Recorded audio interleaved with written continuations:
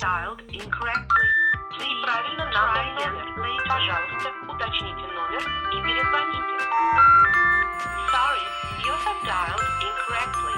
Please try again later.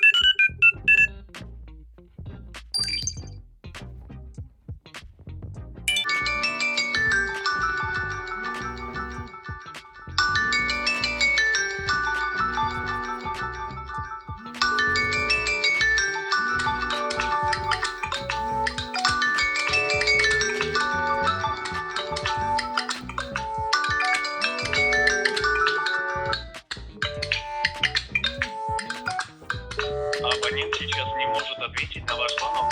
Попробуйте перезвонить позднее. Если вы хотите оставить ему голосовое сообщение, пожалуйста. Абонент сейчас не может ответить на ваш звонок.